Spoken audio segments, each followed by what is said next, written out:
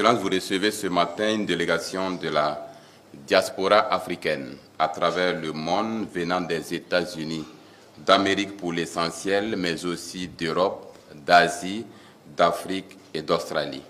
Excellence, Monsieur le Président, parmi la délégation, nous avons 3 Burkinabés, 3 de nos compatriotes qui ont accepté donc accompagner nos amis pour venir découvrir notre cher et beau pays, le Burkina Faso. Et ce matin, pour ce face-à-face, nous allons donner la parole à la présidente de l'association, puisqu'ils sont réunis au sein d'une association, African Diaspora Development Institute, ADDI. Mesdames, Messieurs, je vais inviter Dr Arikana Kimbori Kwa. Elle est la présidente de ADDI pour son allocution. Please. Being here in the country of the upright man is a dream come true. To President Traoré, Excellence, Monsieur le Président Ibrahim Traoré, être ici sur la terre du Burkina Faso aujourd'hui est vraiment un rêve qui se réalise. La terre du Thomas Sankara. Et nous voyons en vous la réincarnation du capitaine Thomas Sankara. Et nous sommes convaincus que vous êtes là, achevez le travail qu'ils ont déjà commencé. Le travail qu'ils ont commencé dans les années 60, quand ils ont formé l'organisation de l'Union africaine pour donner une voix à l'Afrique et pour unir l'Afrique. Excellence, Monsieur le Président, nous pensons que ce qui se passe aujourd'hui dans le Sahel, au Mali, au Niger et au Burkina Faso, ce ne sont pas des coups d'État, mais une révolution. Une révolution pour unir l'Afrique. Et l'Afrique doit s'unir. Et nous sommes convaincus que cette révolution va aller au-delà des frontières du Sahel. Monsieur le Président, vous nous avez démontré qu'il est possible de chasser l'oppresseur pour sauvegarder la terre de nos ancêtres pour nos enfants. Nous sommes là aujourd'hui, Monsieur le Président, pour 3 missions. La première mission qui nous amène aujourd'hui, c'est que, Monsieur le Président, je vous amène avec moi une délégation des descendants de la diaspora. Parmi eux, il y a des descendants des Africains qui étaient arrachés à l'esclavage depuis déjà près de 400 ans. Parmi eux, il y a aussi des Africains qui vivent à l'extérieur, aux États-Unis, en Australie, en Europe, dans les Caraïbes, en Amérique latine et dans plusieurs d'autres pays africains. Parmi ceux de la diaspora, il y en a ici ce matin qui, c'est leur première fois de fouler le sol africain. Ils amènent avec eux l'esprit de leurs ancêtres dont on a arraché à l'Afrique pendant près de 400 ans. Ils ramènent leurs esprits pour qu'enfin ils se reposent en paix dans la terre du Burkina Faso de Thomas Sankara. La deuxième raison pour laquelle nous sommes là, Monsieur le Président, c'est pour vous apporter notre soutien et dire que nous sommes avec vous. Vous êtes tout ce que nous avons espéré et nous avons voulu d'un président. Monsieur le Président, quand nous nous apprêtions à venir ici, on nous a dit qu'il ne faut pas venir au Burkina Faso, qu'il y a une ligne rouge, le Burkina Faso c'est la guerre et c'est pas stable, c'est pas sécurisé. Mais je vous rassure, Monsieur le Président, plus ils nous ont dit que le Burkina Faso n'est pas sécurisé et que c'est dangereux, plus nous avons couru vers le Burkina Faso. Et nous sommes fiers d'être là aujourd'hui pour constater le travail qui a été déjà achevé. Vous et la population du Burkina Faso. Alors c'est normal et c'est notre responsabilité d'être là ce matin pour vous dire, Monsieur le Président, que nous sommes là, nous vous supportons, nous sommes avec vous et nous sommes capables et nous sommes compétents et nous voulons aider. Et la troisième mission pour laquelle nous sommes là aujourd'hui, Monsieur le Président, c'est justement pour demander comment est-ce qu'on peut apporter notre soutien à votre leadership et à cette transition. Parmi nous, il y a des experts comme des ingénieurs, des architectes, des docteurs, des businessmen et encore plein d'autres. Et tout ce que nous rêvons, Monsieur le Président, c'est d'apporter nos capacités et nos expertises pour aider à construire le Burkina Faso, notre Burkina Faso, et d'aider à construire l'Afrique unie que nous rêvons autant. So we are here. Our third mission is to see what can we do, Mr. President, to play our part in building the Burkina Faso we want. Je suis ému et très content de vous voir ici au Burkina Faso depuis les événements de la SNC. C'est plus qu'un plaisir que vous ayez choisi de venir ici au Burkina. On vous a sûrement dit que c'est un pays infréquentable. On vous a dit que c'est la mort ici, c'est la guerre. Il n'y a que du négatif. On a peint le Burkina en noir. Ici, il ne coule que le sang, les armes. C'est ce qui se dit ailleurs. Dieu merci, vous êtes bien arrivés. Vous avez pu être à Bobo-Dioulasso, vivre avec nous notre culture, ce qui nous lie, nous, Africains. Vous avez pu communier avec beaucoup d'autres nationalités qui sont venues fêter avec nous. Tout s'est très bien passé. Vous êtes à Ouagadougou et j'espère que vous êtes très bien accueillis, très bien logés et que vous arrivez à communier avec vos frères ici. C'est un message important que vous envoyez à tout le monde. Et à présent, vous serez les ambassadeurs de ces messages-là quand vous retournerez chez vous. Que le Burkina est bien fréquentable. Nous vivons au Burkina Faso. Ce qu'ils veulent faire croire, ça, ce n'est pas le Burkina. C'est ce qu'ils dessinent pour amener les gens à fuir le Burkina. Et c'est toute l'Afrique qu'ils dépeignent comme ça.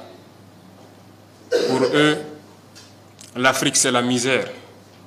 L'Afrique, c'est la famine. L'Afrique, c'est les guerres. Qui est responsable de ces guerres? Nous avons besoin de nous unir. Mais ils ont toujours été là pour nous diviser, pour pouvoir mieux régner. L'esclavage, nos ancêtres l'ont vécu. Jusqu'à aujourd'hui, nous en avons marre dans nos chairs. Mais ça continue. Nos grands-pères étaient déportés, torturés. Et encore, quand ils avaient leur guerre, on a été les soutenir. Ils nous ont payé en monnaie de singe. D'autres ont été tués lorsqu'ils ont essayé de revendiquer. Plusieurs d'entre eux sont morts dans leur village avec les séquelles de la guerre. On n'a jamais reconnu le travail de l'Africain. Notre mission, c'est d'abord d'éveiller l'Afrique. Et qui mieux que vous, de la diaspora, pour faire comprendre ce que c'est que l'Afrique. Quand je vous vois unis dans cette association, je me sens encore plus fier, parce que c'est tout ce que nous demandons. Aujourd'hui, notre combat, c'est pouvoir nous unir. Parce que unis, nous sommes forts. Divisés, on est faibles. Ils ont toujours travaillé à nous diviser. Je vous exhorte à passer le message pour que l'Afrique puisse s'unir. Nous avons la chance ou la malchance de vivre la guerre depuis quelques années. Et à un moment donné, il fallait dire c'est assez. Nous en avons marre.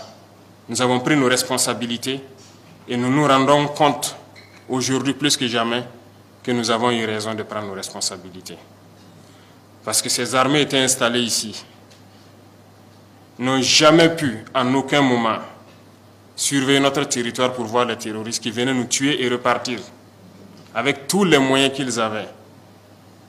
Et lorsque nous avons demandé de partir, aujourd'hui nous avons pu acquérir un bon nombre de moyens qui nous permettent de faire notre guerre et d'éloigner la menace et de l'endiguer, je dirais.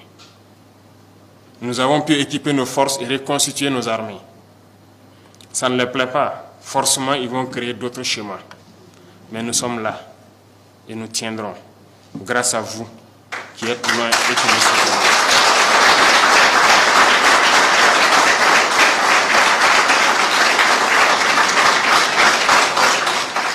Nous tiendrons toujours debout parce que l'Africain, c'est la résilience. Nous avons assez souffert. La première chose que vous pourriez faire pour l'Afrique, c'est de passer le message positif. Assez de pillages, assez de morts. Il est temps qu'on s'unisse et qu'on travaille. Nous ne demandons qu'à vivre dignement, à vivre libre. Passez le message pour éveiller les consciences. Certains gouvernants essaient d'endormir leur peuple toujours et continuent de piller leur peuple au profit de l'Occident. Il faut que ça cesse. Qui mieux que vous pour passer ce message aux différents peuples? L'Afrique doit se réveiller. Les jeunes doivent se réveiller et ne plus permettre à ce que la même politique continue. Ce n'est pas possible. L'Afrique est encore vierge. Tout est à faire en Afrique. Regardez comment nos villes sont. Nous pouvons aussi développer nos systèmes de santé, d'éducation. Nous pouvons tout développer. Voilà que dans cette diaspora tant riche, nous avons toutes les spécialités. Aujourd'hui au Burkina, nous sommes en train de réfléchir à mettre en place une université polytechnique, rien que pour former des ingénieurs scientifiques. Et je pense que vous serez les bienvenus pour apprendre à nos jeunes frères. Parce que tant que nous ne formerons pas la jeunesse à ce que nous puissions nous-mêmes produire et transformer ici sur place, nous resterons toujours esclaves. La souveraineté, c'est tout un ensemble. Nous sommes en train de nous battre pour l'autosuffisance alimentaire. Ceux-là qui peuvent investir dans l'industrie agroalimentaire pour transformer nos produits ici, vous êtes les bienvenus. Nous produisons tout ici. Tout pousse sur nos sols. On a tout expérimenté au bout d'1 an et quelques. Tout pousse au Burkina. Ceux qui veulent investir dans l'agriculture sont les bienvenus. Ceux qui veulent investir dans la transformation sont les bienvenus. L'éducation, nous voulons transformer l'école. Parce que le formatage que nous vivons actuellement, c'est depuis l'école. Ils nous ont canalisés, de sorte que les intellectuels, pour la plupart, ne peuvent pas réfléchir, sortir des sillons qu'ils ont tracés. Dieu merci, les consciences sont en train de s'éveiller. On a besoin de plus, on a besoin de changer le système éducatif. Vous êtes les bienvenus. Et il y a beaucoup d'autres chemins. Ils étaient en train de piller nos richesses. Aujourd'hui, nous sommes en train de reprendre le contrôle. Et nous n'allons plus jamais laisser nos richesses piller parce que nous avons envie de vivre, nous avons envie de voir nos enfants soignés, éduqués, grandir en paix et vivre dans un environnement sain. Donc, nous sommes ouverts et vous serez les bienvenus en Afrique pour développer votre continent, pour unir votre continent et passer le message de cette unité. C'est très important. Continuez à passer le message pour que les jeunes se réveillent, qui ne nous laissent plus, nous dirigeants, faire d'eux les esclaves pour les autres. Ça ne doit pas être permis. Il y a certains pays aujourd'hui où nous avons envie de passer des messages. Mais je pense que vos voix portent encore plus. Parce que vous êtes des ambassadeurs partout où vous êtes, que ce soit en Amérique, en Europe, aux Caraïbes. Vous êtes des ambassadeurs. Et quand vous parlez, ça peut réveiller. Et je vous exhorte à parler. C'est la mission que je vous confie pour réveiller le continent. Bon séjour à vous. Que Dieu vous accompagne.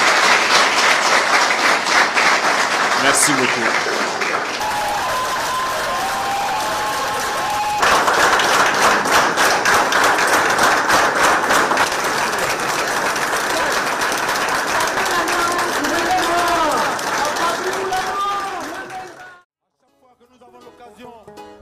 Nous aimons leur rendre hommage car nous savons qu'ils sont tombés pour nous. Nous disons que si la France n'a pas oublié le général de Gaulle, que si les Américains n'ont pas oublié Martin Luther King, nous n'avons pas le droit d'oublier Thomas Sankara, Patrice Lumumba, Kwame Nkrumah, Jomo Kenyatta, King Rastafari from Ethiopia. Ils ont oublié la prison d'Assabo.